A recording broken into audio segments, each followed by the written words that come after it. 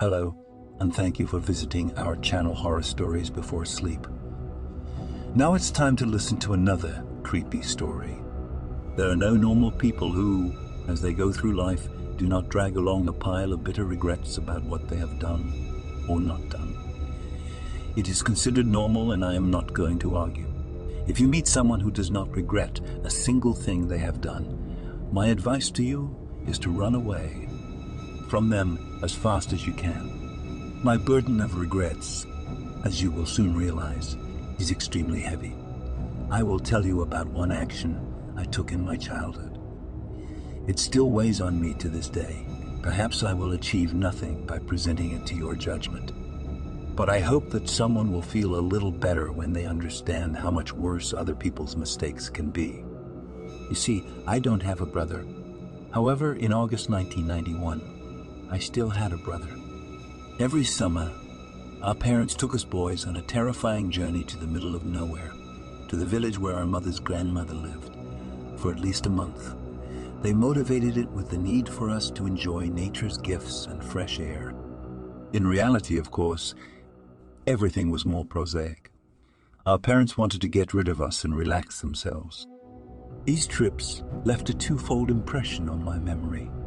Of course, there was a lot of good and interesting things. You know perfectly well that there is a lot to entertain children in the village. However, our grandmother greatly spoiled the feeling of carefree summer.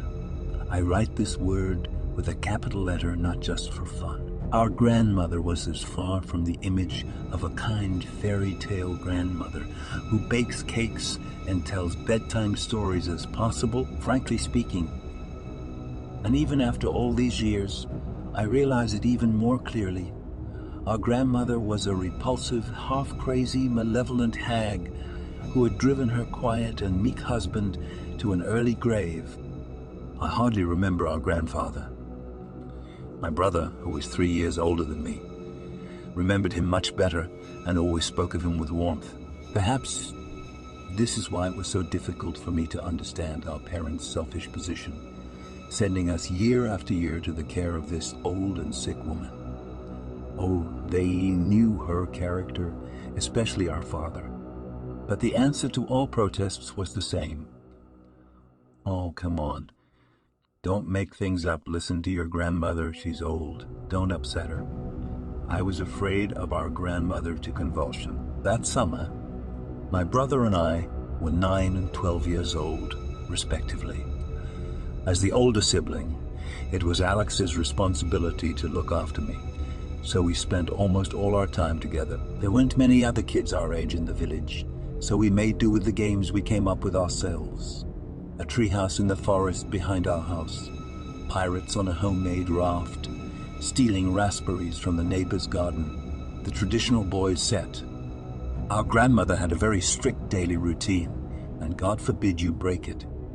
To put it into perspective, she didn't hesitate to grab a switch if we were even a minute late for a meal, didn't complete her tasks in the garden fast enough, or went where we shouldn't, which she found out from talkative neighbors. Nowhere was practically everywhere. The forest, the road, a big ravine, the neighboring village, abandoned cowsheds, the rural shop at the crossroads, and of course, the river. Every evening, we would tell her tales of how innocently we spent our day, holding hands, strolling in the meadow and picking strawberries. "Well, look at you little rascals," she would creak, squinting her eyes. "I'll find out anyway if you're lying." Things were going their usual way when one day we got lucky and found a cave. It rained incessantly for 2 days in a row. We had finished reading Adventures of Tom Sawyer, and the small black and white television mostly showed interference, no matter how much you fiddled with the wire antenna plugged into the socket. Exploring the same attic for the 100th time was uninteresting, and our attempt to make a swing by throwing a rope over the ceiling beam was strictly forbidden by our grandmother. Being in the same small house with her was almost physically taxing. Therefore, as soon as the clouds cleared, we broke out with screams. We got scolded for our noise, but were allowed to go into the wild since the wet garden didn't need watering. By roundabout ways, constantly fearing surveillance, we made our way to a wide ravine overgrown with vicious nettles, through which a tree had fallen long ago. This tree and the danger of strafing oneself falling from it gave a clear reason for entertainment. The whole village stood on a high, really very high, hill steeply sloping down to the river. The ravine gradually sloped in the same direction, and in some places was no less than 10 meters deep. At the bottom, coolness, shade, a murmuring stream, and inevitable scratches and nettle burns awaited you, not to mention swarms of mosquitoes. One side of the ravine was remarkable for its swallow nests. That's where we headed, first along the slippery trunk of the tree after the rain, and then, with no less risk of breaking our necks, under the sandy edge of the cliff dotted with nests and burrows. For a while we tried to see something in the nests. We found the skeleton of a chick, and then suddenly squawking seagulls attacked us, swooping down in a flock, brushing our hair and face with their wings. Not expecting such agility from stupid birds, I made a wrong move and rolled down with a scream. When Ailes cautiously descended to me, clinging to bushes and grass, I was already examining my discovery, forgetting about a dozen fresh scratches in a torn t-shirt. Part of the clay slope. I rolled down to about its middle, seemed to slide down under its own weight, revealing a narrow horizontal slit half a meter long to our gaze. It was dark inside the slit. The slit may have been there before, but more likely the 2-day downpour triggered a landslide. A stroke of luck for young explorers. We dug in the earth until dinner time, and widened the slit so much that I managed to crawl inside. Almost immediately, the cave expanded into a kind of chamber, a grotto with walls of damp, cold clay, where one could sit freely. There was not enough light, but I could see that the narrow passage continued further and seemed to turn. Washing ourselves near a street column, my brother and I swore not to tell a living soul about our find. It's hard to convey our excitement as pioneers. Besides now, we had the most secret headquarters in the world. This summer promised to be interesting. For 2 weeks, deceiving Grandma, we enjoyed our secret. We had a rechargeable flashlight and a digging tool, old hoes and shovels, cunningly stolen from the barn. Every day, we climbed into the coolness of the cave, in the entrance grotto of which we organized the headquarters. We stocked up on food leveled and covered the floor with cardboard, and cut shelves and niches in the walls for a couple of candles from the nearest store. Our main task was to find where the cave ended. The draft unambiguously indicated the presence of a second exit. From the grotto, a narrow and winding crevice led, initially more than enough for a boy, but then narrowing down. We crawled along it, one after another. There was only one flashlight, and it was handed over to whoever crawled first today. Gradually, we widened the tunnel and crawled further and further, but progress was slow. We covered somewhere between 1.5 and 2 meters a day, struggling to push back the dug-up clay. Then we had to crawl back blindly, feet first, and this was much more difficult. The width of the crevice did not exceed the width of children's shoulders, and it was extremely difficult to even breathe deeply in this dark, claustrophobically narrow space, let alone wield a shovel. Several times, one of us got stuck in this burrow, which filled us with fear. But each time, wriggling and pushing off with outstretched hands, it was impossible to lower your hands along your body. There was nothing to grip. We managed to back out, after which the excavations and the expansion of the tunnel continued. Difficulties did not stop us. We carefully mapped the path taken on a double notebook sheet, and at night whispered about plans for the next day. Overall, the cave curved to the right, as if trying to return to the ravine and down. We came across one branch, but it ended in a dead end. Collapse. Literally a couple of meters from the main trunk. Speleological research continued until one day my brother, breathing heavily behind me, said in a subdued voice, "Wait, I'm stuck. Perhaps I am to blame for what happened." I was walking first that day, and we were about 18 meters away from the entrance to the cave. I was so eager to move forward past the difficult section with rocks that we encountered that I didn't take proper care to widen the tunnel in that area and crawled ahead. My brother. He was larger than me. He got stuck in a narrow space and couldn't do anything, absolutely nothing. We didn't panic right away. But after an hour, when Alex couldn't move even a centimeter forward or backward, trying all of our tricks, his voice took on hysterical notes, and I tried to sniffle quietly. 3 hours later, it was well past noon outside. Both of us, desperate, were sobbing and shouting for help at the top of our lungs, without any sense at such a depth. I begged Alex to try once more to grab my legs so I could drag him forward, but he cried out that it hurt, and he was suffocating. He wanted me to help him. I tried to shine the light on him, but I couldn't even turn around to look at him. We were sprawled under the thickness of the earth, and now the idea of exploring the cave didn't seem so good to me. At some point, in a frantic attempt to break free, he turned his torso a little and got stuck definitively, blocking the way back for both of us. We were trapped, and no one knew where we were. Alex was still the older one. After calming himself down, he explained his plan. Our only way out was for me to crawl forward and reach the second exit, and then call for help. Essentially, we had no other option, although the chances of success were minimal. But I had a shovel and a flashlight, and the tunnel ahead, as far as the light reached, was slightly widening. We agreed to shout to each other every minute, and I began to make my way forward, wriggling like an earthworm. Panic and despair clouded my memories. I only remember crawling endlessly forward, tearing my hands, knees, and clothes. My brother's screams from the darkness behind me became quieter and turned into meaningless, distorted echoes. I became hoarse and no longer tried to shout in response. Light appeared ahead. I emerged from the ground, scattering clumps of wet mud at the very bottom of the same ravine. At its beginning, next to the stream and a pile of garbage that residents of nearby houses had been dumping down for years. Crying from happiness, I struggled to stand up and looked at myself. Terrible. I needed to hurry for help, but where to?